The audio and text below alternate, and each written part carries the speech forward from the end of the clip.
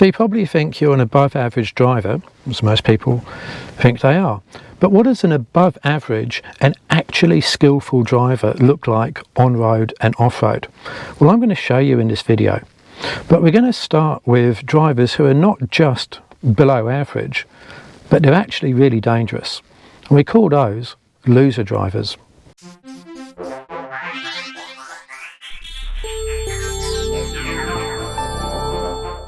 So let's start with something pretty simple and innocuous.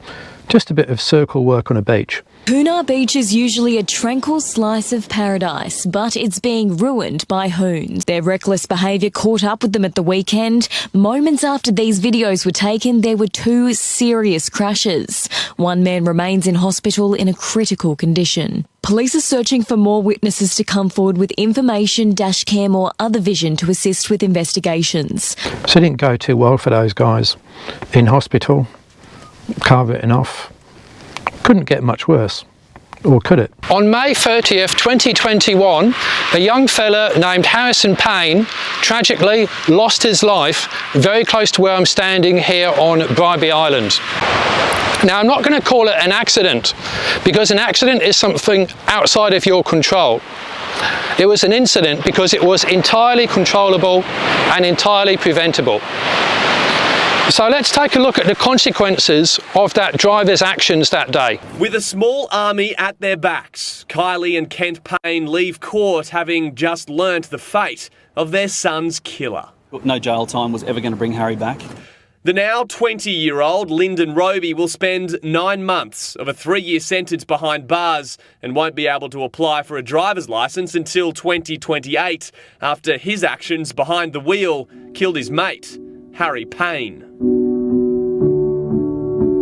In May last year, 18-year-old Harry was a passenger in a 4-wheel drive being driven by Roby on a Bribie Island beach. A court heard Roby was fishtailing, speeding and power sliding before losing control and rolling the car. He escaped unscathed. Harry was killed instantly. And the impact of losing one of your children, you can't put into words. Harry had no chance, The driver was irresponsible, driving erratically, that's a fact. We never thought it was going to happen to us. Not in, we wouldn't read about it. We're just a normal family, normal parents, brought up 3 kids. Lived a normal life until one of our children was taken away from us, and now this is our reality.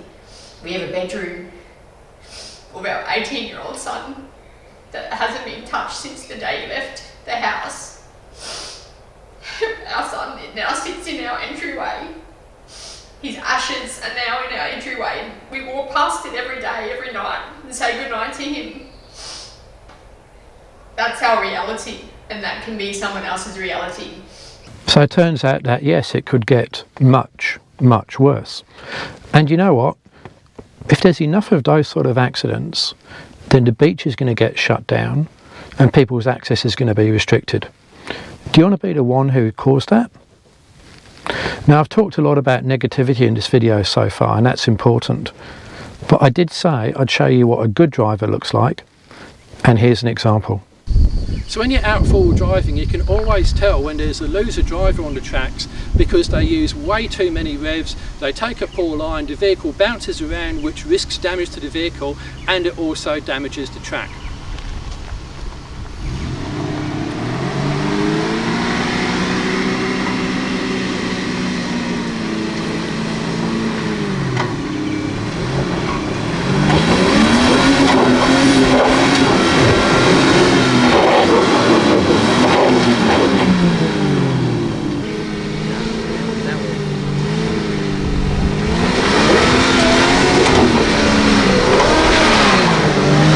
The encounter was a victory, but I think that we've shown it as an example of what not to do. And this is a perfect example of a textbook maneuver.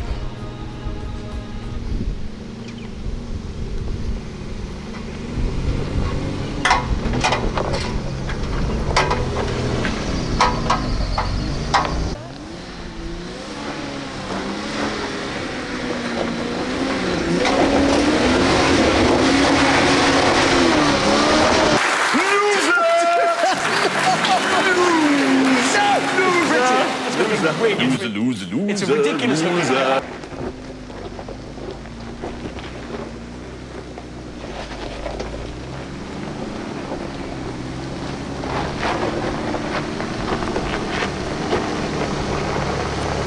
The winner. Well, if you'd like some legal consequences of being a loser driver, have a watch of this. One thing I'd like to remind our motorists that we as police can be anywhere at any time. Road rules still apply on the beach. So this video is from Queensland Police and it shows them catching up with a driver on the beach who's been doing donuts. Hello driver, see for sirens, High Patrol, Sunshine Coast. Stopped today, you're doing donuts here on the beach. Any reason for that or? Alright, so this is an immobilisation notice. Now you may be thinking that no matter how much of a loser driver you are, your insurance is always going to be there for you. Well, that may not be the case. I'm here to talk about the two things that a loser driver should consider when it comes to their motor vehicle insurance. My name's Callan and I'm a lifelong tragic car person, as you can probably tell by my garage that I'm sitting in at the moment. But I've also got over 20 years worth of insurance experience. So your motor insurance is not just there to cover for your own car's damages or someone else's. There's significant bills that get paid by an insurance policy like liability that may arise from an insurance claim. Now this is definitely not advice. Every policy is a little bit different, so it's on you to check the fine print. But here's a couple of things that you really should consider. Make sure your car is legal. If it's modified, make sure it's modified legally.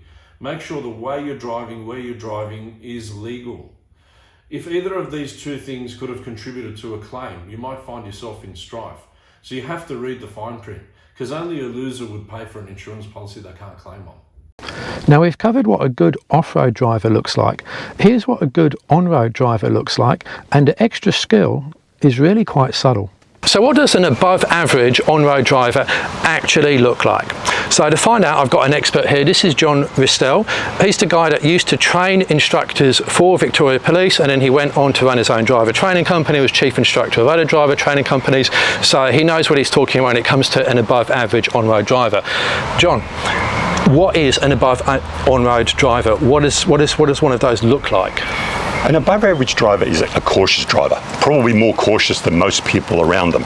It doesn't necessarily mean that they're just driving slowly. It's about trying to plan and anticipate, trying to work out what could go wrong, what could get into your space.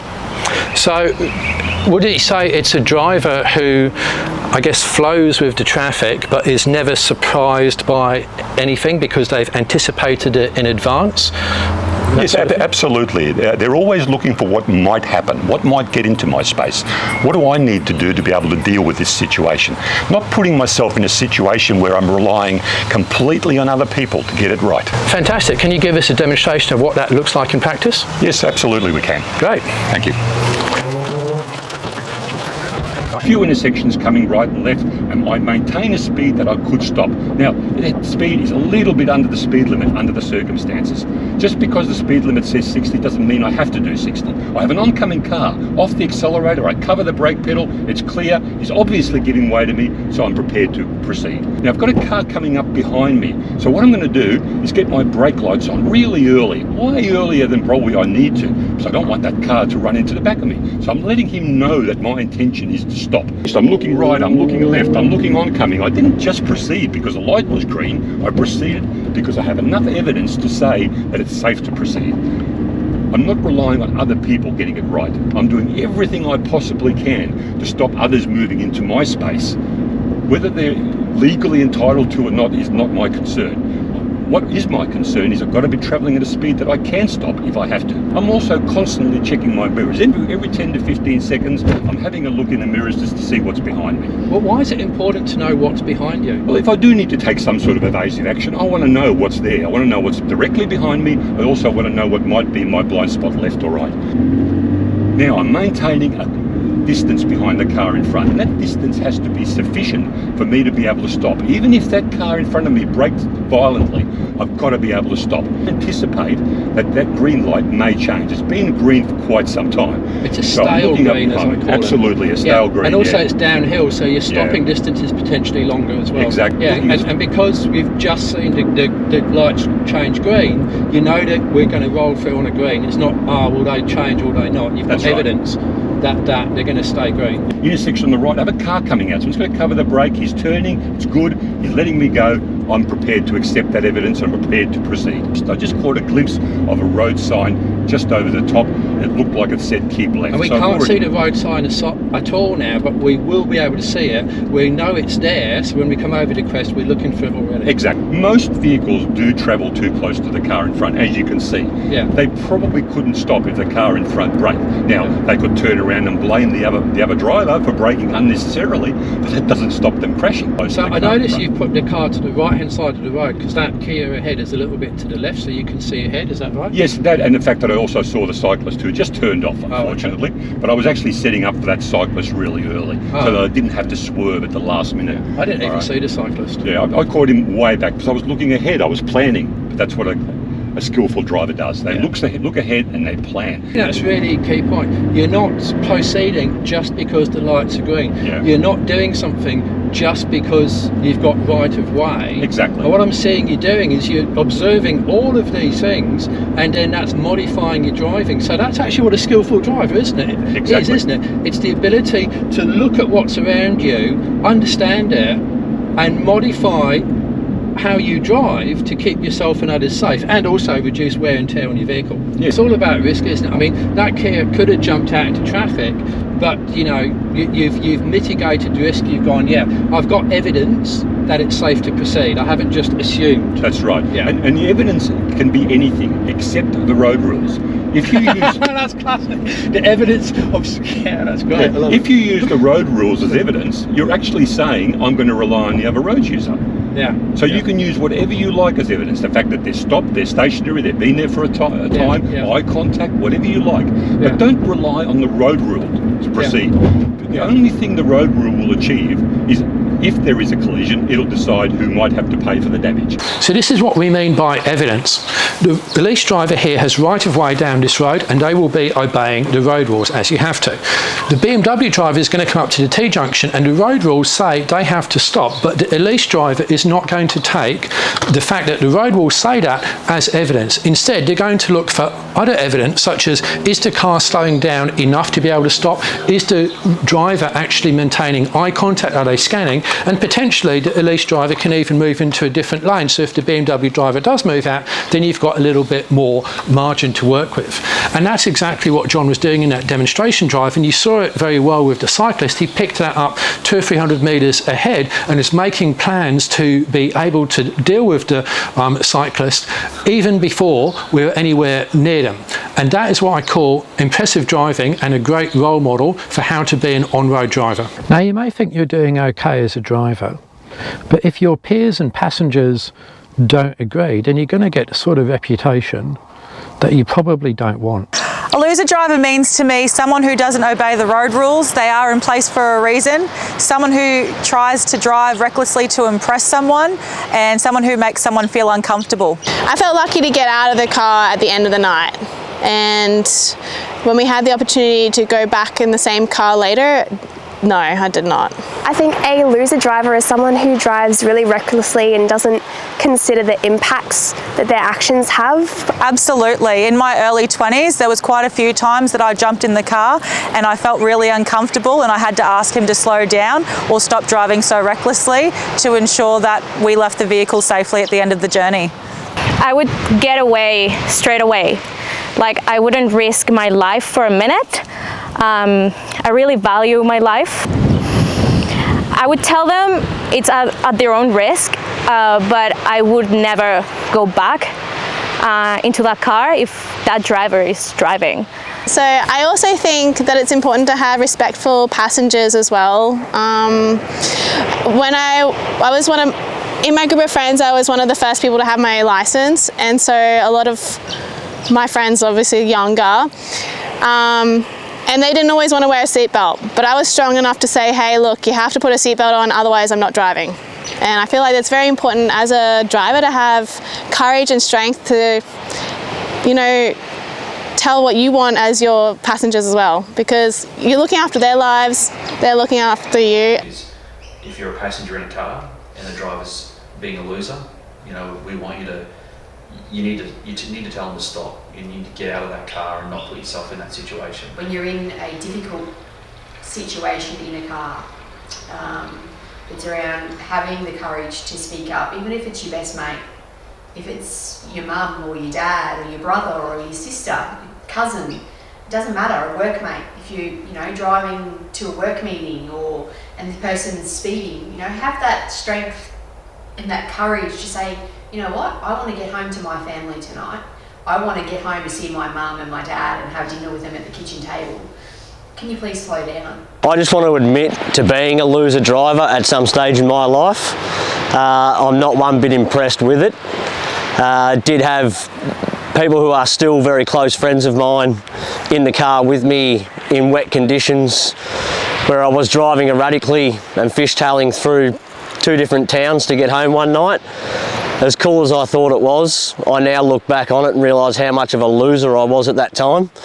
It was definitely a loserish thing to do, and had I had my time again, I most definitely would not do it again.